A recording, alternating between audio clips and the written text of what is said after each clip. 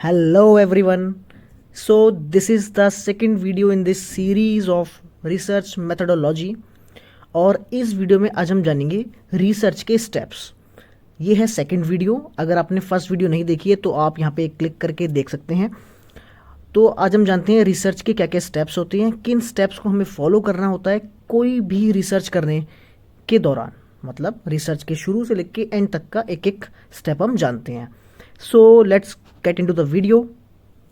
First of all देखिए, आप खुद बेसिक सोचिए, बिल्कुल सिंपल अपना एक लॉजिक लगाइए कि अगर हमें रिसर्च करनी है, रिसर्च मतलब मान लो हमें कोई भी चीज़ पता करनी है, ढूंढनी है, तो हम क्या करेंगे? सबसे पहले क्या करेंगे? आपको मान लो पता करना है कि आपके एरिया में कितने बच्चे या फिर कितने मेल्स या फिर कुछ भी, मान लीजिए कोई भी रैंडम नंबर लेके कि ये इस कॉलेज में पढ़ते हैं और इनका रिजल्ट अच्छा आता है या फिर बेकार आता है। कुछ भी एक आप हाइपोथेटिकल सिचुएशन मान सकते हैं। आपको इस चीज़ पर रिसर्च करनी है या फिर आपको ये रिसर्च करनी है कि आपके एरिया में, आपकी सोसाइटी में इस पर्टिकुलर कंपनी की जो कार है वो ज़्यादा है या कम है या फिर जो भी है, इस तरीके से, मतलब कोई भी एक क्वेश्चन आप ले सकते हैं सिंपली। तो देखिए, पहला जो आपका स्टेप होगा ना, आप देखेंगे कि identification of area for research. आप किस एरिया में रिसर्च करना चाहते हैं। अब थोड़ा सा इसको हम लाते हैं एजुकेशन के पॉइंट ऑफ व्यू से। मान लीजिए आपको रिसर्च करनी है, आपने जैसे मास्टर्स आप कर रहे हैं तो आपको पता होना चाहिए ना कि आप कौन सी फील्ड में जाना चाहते हैं, ठीक है। तो यही है हमारा रिसर्च एरिया कौन सा है।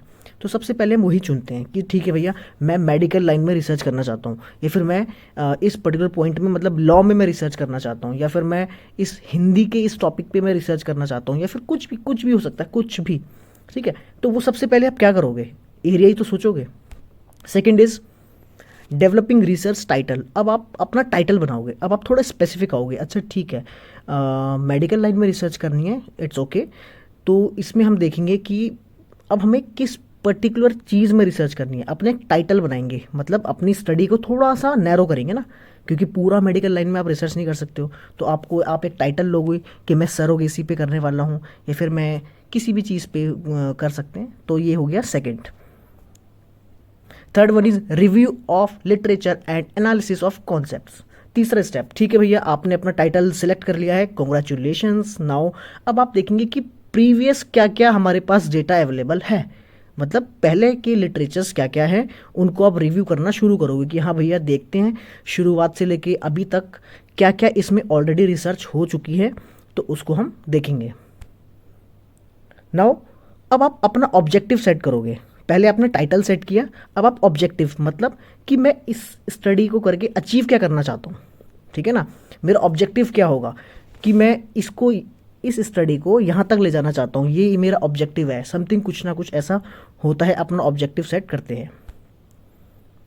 Now developing hypothesis. अब हाइपोथेसिस और ऑब्जेक्टिव में देखिए, ऑब्जेक्टिव आपने सेट किया, वो एक डिफरेंट थिंग थी। अब यहाँ पे ज़रा सा ही डिफरेंस है। हाइपोथेसिस में क्या होता है कि आप ना एक एजम्पशन लेके चलते हैं कि देखो, मेरा जो इसका रिजल्ट है वो मैं मान के चलता हूँ कि ये होगा, ठीक है। हम ऐसी ऐसी स्टडी कर रहे हैं, तो हम जैसे हम ये मान लेते हैं कि मारुति सुजुकी की जो कार है, जो सबके पास है, तो उनके जो ओनर्स हैं वो ज़्यादा खुश है, ये हमने मान लिया। तो ये क्या हो गया?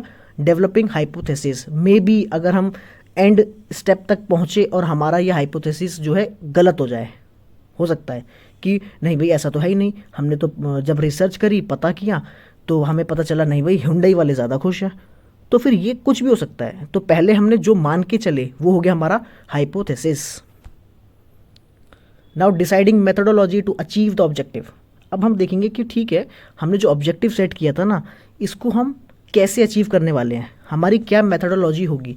इस पे तो पूरा एक वीडियो बन सकता है और हर एक स्टेप पे बन सकता है। तो मेथोडोलॉजी मतलब कि हम कैसे करेंगे, एम्पेरिकल रिसर्च करेंगे, एम्पेरिकल होता है, ठीक है ना। हम क्या करने वाले हैं, डॉक्ट्रिनल करने वाले हैं। डॉक्ट्रिनल में क्या होता है कि पहले से जो रिसर्च है उसमें से ही हम उसको ही कंक्लूड करके एक नई रिसर्च बनाते हैं। एम्पेरिकल में हम नया डेटा कलेक्ट करते हैं, और भी बहुत सारी चीज़ें होती हैं। तो हम अपना मेथड सोचेंगे कि हम डोर टू डोर जाने वाले हैं या फिर हम खुद करने वाले हैं, ठीक है। नाउ डेटा इन्फॉर्मेशन, लिटरेचर या कलेक्शन। अब हम डेटा इन्फॉर्मेशन और लिटरेचर का कलेक्शन करने वाले हैं कि जो भी हमारे पास डेटा है, हमने पहले रिव्यू कर लिया था, अब हम उसको कलेक्ट करेंगे। जो भी इन्फॉर्मेशन है, जो भी लिटरेचर है, इन सबको हम कलेक्ट करेंगे, ठीक है। Now data analysis, compilation of information and interpretation. अब जो भी हमने डेटा कलेक्ट किया उसको हम एनालाइज करने वाले हैं, कंपाइल करेंगे और उसको फिर हम इंटरप्रेट करेंगे अपने लैंग्वेज में, अपने बेसिस पे, अपने जो भी ऑब्जेक्टिव है उसके हिसाब से। Then report writing. अब हम क्या करेंगे, रिपोर्ट राइटिंग करेंगे। हमने सब कुछ देख लिया, सब कुछ इकट्ठा कर लिया, अब हम अपना रिपोर्ट लिखेंगे, मतलब जो हम एक्चुअल में करने वाले हैं, क्योंकि लिखना तो पड़ेगा ना। तो हम एक्चुअल में जो भी हमने डेटा कलेक्ट किया, जो भी एनालाइज किया सब कुछ, अब उसको हम एक रिपोर्ट तैयार करेंगे।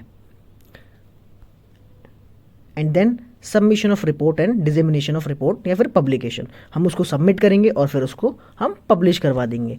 तो ये 10 के 10 स्टेप्स है और आपको एक एक स्टेप सीक्वेंस वाइज याद होना चाहिए। आई होप आपको ये वीडियो पसंद आई हो। लाइक कीजिए वीडियो को, चैनल को सब्सक्राइब कीजिए। Thank you so much, bye bye.